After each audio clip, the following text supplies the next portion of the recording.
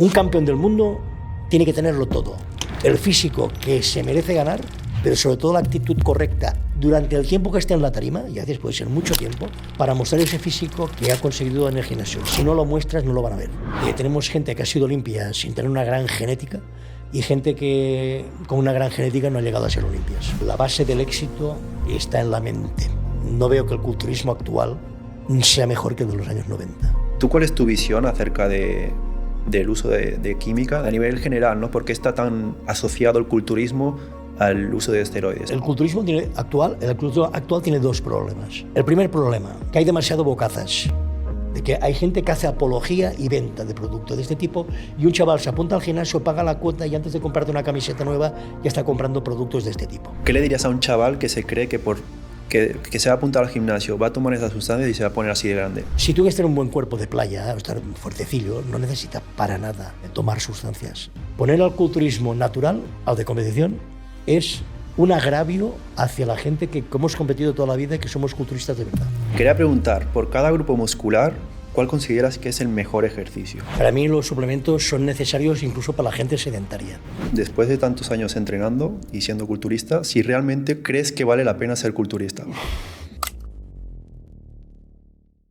Vale, José María, yo quería primero presentarte, ¿vale? Me he saltado este paso, pero vamos con ello. O sea, quiero que la gente sea consciente de con quién estamos hablando, ¿no? O sea, no eres un culturista típico en el sentido de que no es que simplemente, pues sí, ha competido una, dos o tres veces, sino que durante 34 años has estado compitiendo de forma ininterrumpida con lo que requiere cada año prepararse para una competición, con lo que requiere prepararse a nivel de volumen, definición, la preparación previa, las semanas previas a subirse a la tarima.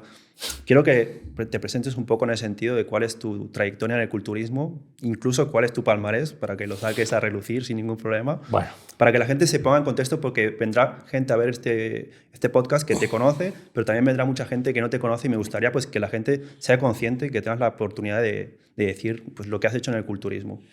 Bueno, mi trayectoria competitiva empezó en el año 1987 y se prolongó año tras año hasta el 2022. ¿Qué quiere decir eso? Bueno, 2021, final 21, unos 34 años, sí. Claro, es que pasan los años tan rápido, pero bueno, ahora mismo hará 3 años que estoy retirado. ¿Qué representa esto? Son 34 años de trayectoria y son 170 campeonatos competidos. No contamos exhibiciones, no contamos sociales, sino competiciones oficiales de diferentes asociaciones. He competido en 11 asociaciones, he ganado campeonatos internacionales en 8 de ellas, en las otras 3 me he quedado a las puertas. Y por decirlo de alguna manera, pues podríamos resumirlo que tengo 5 tarjetas profesionales de 5 asociaciones diferentes. Las tarjetas profesionales se adquieren cuando, bueno, antiguamente, ahora ya no, cuando conseguías ganar un campeonato del mundo o un Mister Universo. O sea, cuando ganabas lo máximo. Y luego, pues como currículum más importante, podríamos decir que poseo 15 campeonatos internacionales ganados, 17 campeonatos nacionales ganados, podiums, es decir, entre los top 3 internacionales creo que son unos 78 podiums internacionales y podiums nacionales creo que tengo también unos 60 y pico. O sea, que podemos decir que prácticamente en los 170 campeonatos que competí, prácticamente nunca me quedé fuera de la final. Lo que es el campeonato se hace primero una fase previa de clasificación y luego se hace una final, o a la tarde o al día siguiente, sí. Si se hace por la mañana la previa. O sea, que casi nunca me quedé fuera, casi nunca, creo que un par de veces solo. En categorías a veces de 30 y pico, 40 personas, ¿no? ¿Hay algún caso que conozcas entre tus compañeros que haya estado esa cantidad de años compitiendo, pero de forma ininterrumpida? No, ininterrumpidamente no. Conozco gente que ha estado 8, 10, 14 años sin salir, luego vuelven de mayores. Conozco, bueno, el caso de Dexter Jackson, que quizá es americano, un hombre de color que tiene, creo que son 20 y pico participaciones en la Olimpia y quizá también unos 30 años compitiendo, aunque se retiró antes que yo, se retiró a los 53, 52. Pero incluso a nivel internacional, tanta longevidad y tantos campeonatos no me consta hasta el momento.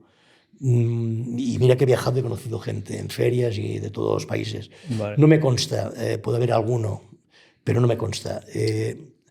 La verdad, el culturismo es un deporte complicado para poder estar siempre al pie del cañón, ¿no? Año tras año, las lesiones, problemas, circunstancias, Ya he explicado en algún otro podcast pues, que he tenido circunstancias que incluso parecía que me evitarían poder competir, como por ejemplo estar en prisión. Yo trabajé 17 años de portero de discotecas, no porque haya sido delincuente ni nada, sino por el tema de agresiones, defensa propia, etcétera. Pero bueno, acabé en la Modelo, que ya está cerrada, gracias a Dios. Incluso estando allí, competí con un permiso de la federación. Increíble. Me dejaron salir para competir. ¿Cómo llegó el culturismo a tu vida? ¿En qué momento de tu vida llegó y en qué momento tú dijiste, quiero ser culturista? A ver, yo realmente era un chaval joven que hacía escalada, hacía espeleología, me gustaba mucho lo que era todo deporte al aire libre. Y bueno, también empecé a practicar artes marciales. Primero taekwondo, karate kyokushinkai, alcao. Y luego, pues bueno, diríamos que en el gimnasio de taekwondo teníamos también una barra de estas para colgarse para dominadas, un press banca, teníamos una polea en la pared para hacer tríceps, bíceps, bueno, tenemos barras, mancuernas, lo básico para poder ejercer tu cuerpo y muscularlo, pero siempre pensando en mejorar tu potencia de golpe o aplicándolo a lo que era el taekwondo o un arte marcial en particular, ¿no?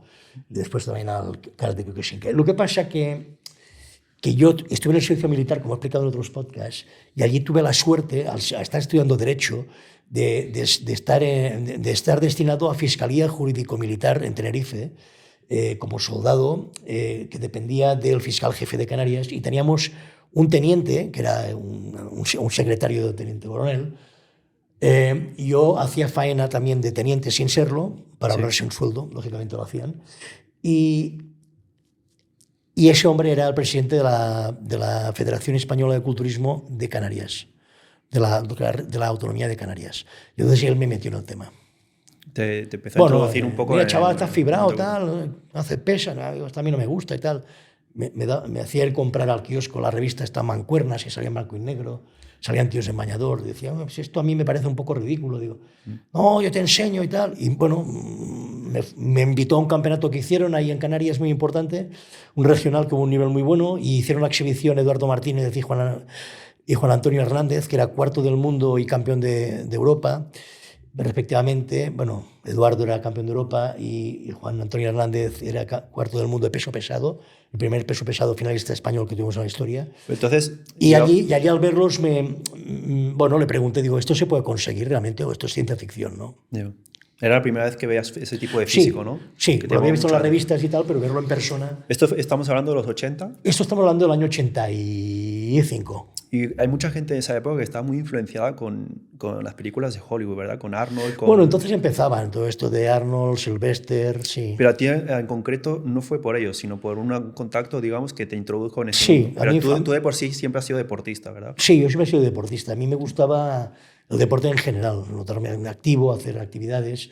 Yo me aficioné allí, al verlo en persona, a ver esos monstruos, y para mí dijo, coño, pues es que yo los vi, digo, pero es que parece una rata, me los presentó y tal. Y yo me veía ridículo a su lado, ¿no? Entonces empezaste a entrenar, ¿y cuánto tardaste? Sí, empecé la residencia de oficiales ese mismo año en el servicio militar. Él me dio acceso a la residencia de oficiales, sin ser oficial, lógicamente, pero con que iba pernocta, iba con los oficiales, iba con él a entrenar, pues me dejaban entrar. Y tenía aquí un gimnasio equipadísimo tipo americano con máquinas ya en aquella época. Yeah. ¿Y cuándo te enganchaste al culturismo? Pues rápidamente, porque rápidamente empecé a mejorar, tenía mucha fuerza, realmente se sorprendía a la gente porque en poco tiempo empecé a mover mucho peso, sobre todo en piernas, y allí me aficioné. Luego cuando ya me licencié del servicio militar, pues en Tarrasa, que era donde vivía entonces, me apunté a un gimnasio y que era de un campeón de Cataluña en aquella época, que después fue campeón de España, sí. Y ya empecé a entrenar allí, sí. Y exactamente, José María, o sea, tú has sido competidor, entiendo que también has sido juez, ¿verdad?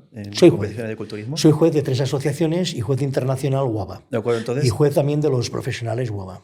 ¿Podrías explicar exactamente qué es lo que se evalúa en una competición de culturismo? Pues lo que has hecho en el culturismo.